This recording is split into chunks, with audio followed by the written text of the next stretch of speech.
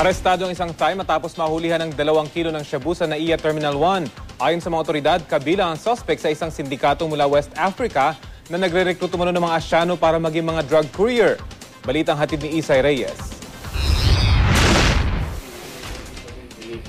Arestado ang Thai national na si Sukhasem Rafirat matapos umanong magpuslit ng mahigit 2 kilo ng shabu sa NAIA Terminal 1 kahapon.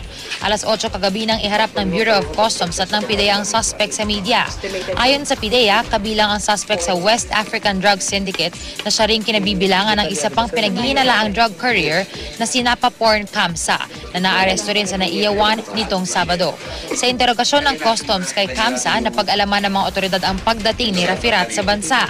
Mula Bangkok, lumipad ito ng Africa, tapos Dubai, saka pumunta ng Maynila, lula ng Emirates Air Flight EK332.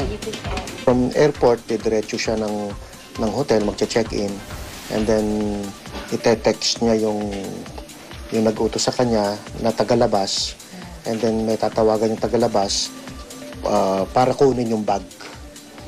Yung bag lang ang kukunin, and then papalitan ng ibang bag para dun ilalagay yung gamit. Ang mule naman na kinukuha nila is Southeast Asian mule pa rin. So, pangalawang beses na Thai national ang nailapasok nila. Yung paghiwa po namin dito, pagbaklas po namin ito, nakita na po namin ito po yung pinaka nagko-conceal po dun sa shabu nga po, yung nakabalot po ng tape. Hiniwa na lang po namin ng konti yung tape. As yun na po, lo and behold, nandun na po yung shabu, ma'am. Itinanggi naman ng suspect na kanya ang mga nasabat na droga. I don't know everything. I don't know. Oh, you don't know everything. But this luggage belongs to you, ma'am, or not?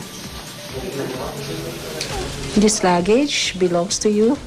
You said earlier yes, right? I don't understand.